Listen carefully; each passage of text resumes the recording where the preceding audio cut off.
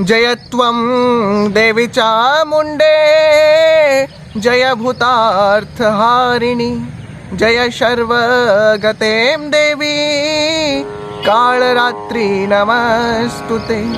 मेरे प्यारे साथियों, सभी माताओं, दर्शकों, आप सभी को, देवियों, सज्जनों, आप सभी को फिर एक बार माता रानी के और एक प्रसंग के साथ स्वागत करता हूं। प्यारे साथियों, आप ही के अपने favourite YouTube channel RPKY Ram ji में मैं आपका प्यारा चहिता दोस्त प्रियांशु खमारी फिर एक बार। प्यारे साथियों, आज हम माता के फिर कुछ प्रसंग आपसे बात करेंगे।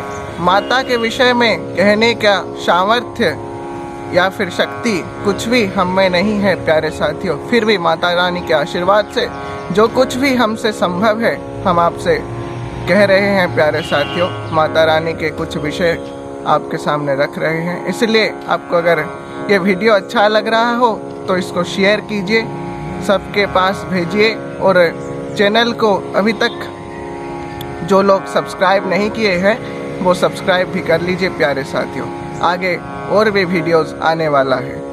तो माता कैसे कलयुग में लक्ष्मी नारायण के मिलन कराते हैं, इसके विषय में आज हम बात करेंगे। और माता रानी के आशीर्वाद के कारण रावण कैसे मरा, इसके विषय में भी आज हम बात करेंगे। तो प्यारे साथियों, माता रानी के विषय में आज हम बात करेंगे। तो भगवान जगन्नाथ जब रथ यात्रा में गुंडीचा मंदिर जाते हैं तो माता लक्ष्मी को कहते हैं कि मैं जल्द लौट आऊँगा, तो वो नहीं आते। तो माता जब आषाढ़ शुक्ल पक्ष पंचमी की तिथि जब आती है तो माता बहुत रोती हैं। प्यारे साथियों, बहुत रोती हैं। तो माता बिमला महारानी आती हैं जो कि माता रानी के और एक स्वरूप हैं। तो वो कहती हैं कि आप क्यों रो रही हैं। तो माता लक्ष्मी कहती हैं कि भगवान जगन्नाथ जी तो अभी तक आए नहीं, मुझको कह कर गए थे कि जल्द आएंगे। तो माता बिमला कहती हैं कि आप क्या अपने पति को कंट्रोल नहीं कर सकते, नियंत्रण में नहीं ला सकते, क्या उनको समझा नहीं सकते। तो हम में से अगर कोई इस बात को सुनेगा तो बुरा मान जाएगा। प्यारे साथियों, अगर किसी का एग्ज़ाम है और किसी के पास वो कुछ बताने के लिए गया है तो वो व्यक्ति अगर उसको बोलेगा कि साल पढ़ा था तो तुम क्या इसको सॉल्व नहीं कर सकते, क्या आज एग्ज़ाम के मतलब कल एग्ज़ाम है और आज ला रहे हो, तो हम उसको बुरा मान जाते हैं। प्यारे साथियों, कोई हमारे हित में कह रहा है फिर भी हम उसको बुरा मान जाते हैं। लेकिन इससे यह बात हमें सीख लेना चाहिए कि हमें कभी भी जो हमारा हितैषी है और हमारे हित में कह रहा है तो हम उसे बुरा नहीं मानना चाहिए। प्यारे साथियों, और अपना दुख केवल उसी से कहिए जो आपके दुख को समझता है और उसको सुलझाने का प्रयास करता है, उसको मतलब दुख को हल करने की कोशिश करता है, ना कि सबको जो कि आपके दुखों का कारण जानकर बाद में आपको ही परेशान करेंगे।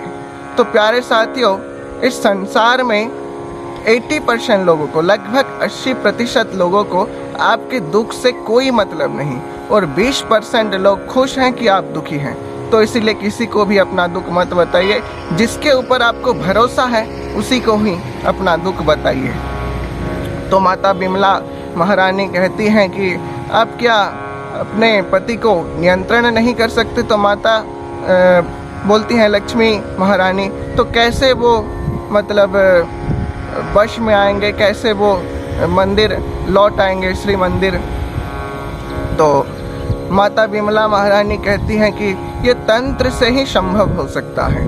तो माता बिमला महारानी माता लक्ष्मी को वो मोह चूर्ण देती हैं, क्योंकि तंत्र जगत के आराध्या देवी, अधिष्ठात्री देवी है माता बिमला।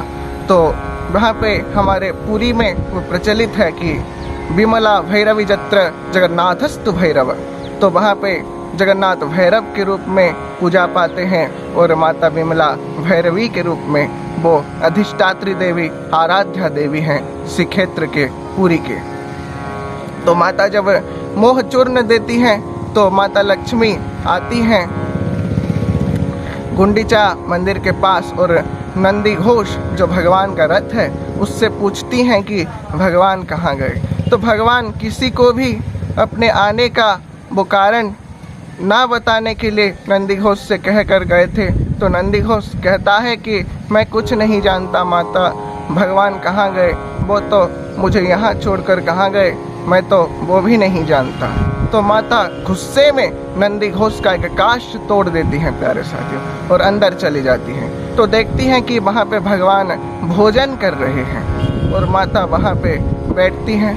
तो भक्तजन बड़े आनंद से उमंग से गा रहे हैं, कदाचित कालिंदी तत विपिन संगीत करवो मुदाभिर्नारे वदन कमलाश्वाद मधुपम रमा शंभो ब्रह्मा सुरपति गणेशार्चित पदो जगन्नाथ स्वामी नयन पथगामी भवतु में। तो माता को बहुत क्रोध आ जाती है प्यारे साथियों कि भगवान उनको बिना बताए बिना पूछे उनको मतलब झूठ बोलकर आए थे कि मैं जल्द लौट आऊँगा, तो भगवान आए नहीं। तो माता को वो बहुत क्रोध आ रहा है। तो भगवान के एक माला को उनके सेवायत माता को दे देती हैं। तो माता क्रोध में उसको फेंक देती हैं। तो जब माता जहाँ पे अभड़ा बंटन, जहाँ पे अभड़ा वितरण हो रहा था मतलब होता है, वहाँ पे माता चली जाती हैं और उनको माता को प्रसाद दिया जाता है खाने के लिए। और जब जगन्नाथ जी बैठे हुए होते हैं तो उनके सामने वो मोह चूर्ण डाल देती हैं, मतलब उनके सामने मोह चूर्ण फेंक देती हैं, जैसा कि माता बिमला ने उनको बताए थे माता महालक्ष्मी जी को। तो फिर भगवान को भी अच्छा नहीं लगता माता जब चली जाती हैं। तो तंत्र के प्रभाव से लोग यह सोचते हैं, ये सत्य भी हो सकता है प्यारे साथियों, माता बिमला जैसे कि माता लक्ष्मी को बताए थे, तंत्र के प्रभाव से वो भगवान को अच्छा नहीं लगता। श्री क्षेत्र उनके मंदिर को जाने के लिए मन होता है। वो बलभद्र जी महाराज को कहते हैं कि भ्राता मुझे अच्छा नहीं लग रहा, यहाँ पे मन नहीं लग रहा। तो वहाँ पे दक्षिण दिशा की ओर रथ को घुमाया जाता है प्यारे साथियों। ऐसे माता बिमला महारानी लक्ष्मी नारायण के मिलन की सूत्रधार की भूमिका निभाती है। तो अब हम बात करेंगे कि माता के आशीर्वाद के प्रभाव से रावण कैसे वध हुआ। किसी रामायण में वर्णित है प्यारे साथियों कि रावण माता दुर्गा के एक मंत्र ब्राह्मणों ने मतलब गलत उच्चारण कर दिए तो वो रावण मारा गया। तो वो हो भी सकता है प्यारे साथियों, क्योंकि वह कल्प में एक रामायण हुआ है, इसीलिए ही तो कहा गया है कि नाना भांति राम अवतारा रामायण सतकोटि अपारा। हरि अनंत हरि कथा अनंता कह ऋषि कही बहु विधि शव संता। तो नाना भांति राम अवतारा रामायण सतकोटि अपारा। भगवान हर कल्प में भिन्न भिन्न रूप में मतलब बहुत बार राम के रूप में भी अवतीर्ण हुए हैं प्यारे साथियों। तो कहा जाता है धर्म संस्थापनार्थाय संभवामि युगे युगे। तो किसी रामायण में वो वर्णित है कि माता के आशीर्वाद के प्रभाव से पुरोहितों ने गलत मंत्र का उच्चारण कर दिया, इसलिए रावण का वध हो सका। तो ये हुआ था कि भगवान एक के बाद एक स्वर मार रहे हैं प्यारे साथियों, एक के बाद एक सरसंधान कर रहे हैं, एक के बाद एक बाण छोड़ रहे हैं, फिर भी रावण का वध नहीं हो रहा, क्योंकि रावण के रक्षा के लिए वो यज्ञ चल रहा था। पुरोहित ब्राह्मण पुरोहित को बुलाकर मंत्र पाठ चल रहा था।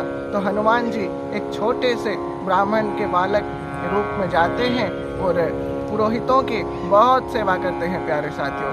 तो अगर पुरोहितों को वो किसी वस्तु की आवश्यकता होती है तो हनुमान कहने से पहले उसको लाकर दे देते हैं और बहुत विनम्रता से पेश आते हैं।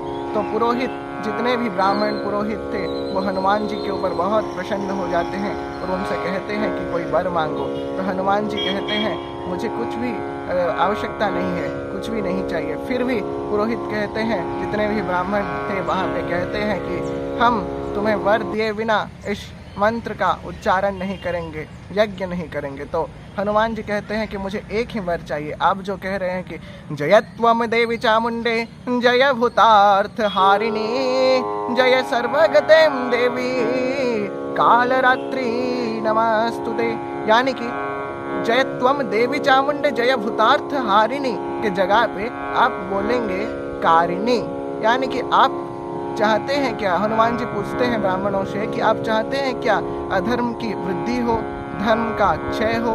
तो ब्राह्मण कहते हैं हमें तो यह कतई मंजूर नहीं, हमें तो यह मंजूर नहीं कि अधर्म की वृद्धि हो, हम तो अधर्म के विनाश चाहते हैं, अधर्म की सत्ता का लोप चाहते हैं, हम तो धर्म की अभिवृद्धि चाहते हैं। तो हनुमान जी कहते हैं कि आपको जय भूतार्थ हारिणी की जगह जय भूतार्थ कारिणी कहना है। जय भूतार्थ कारिणी का मतलब यह है कि जय भूतार्थ हारिणी जब कहा जाता था तो रावण के जो आर्त यानी कि रावण के जो संकट माता हर लेती थी, और जय भूतार्थ कारिणी जब कहा गया और आहुति डाला गया यज्ञ में तो माता उसके ऊपर भूतार्थ यानी कि संकट दे दिए। संकट हरने की जगह संकट आ गया रावण के ऊपर और भगवान श्री राम रावण के वध कर सके। तो जय माता रानी, जय श्री राम, जय श्री कृष्ण कन्हैया, जय बजरंग बली। आऊँगा और एक नया प्रसंग के साथ प्यारे साथियों, तब तक के लिए लाइक शेयर और सब्सक्राइब करना ना भूलिए। आपके favourite YouTube channel RPKY Ram ji को और हमें प्यार देना ना भूलिए प्यारे साथियों।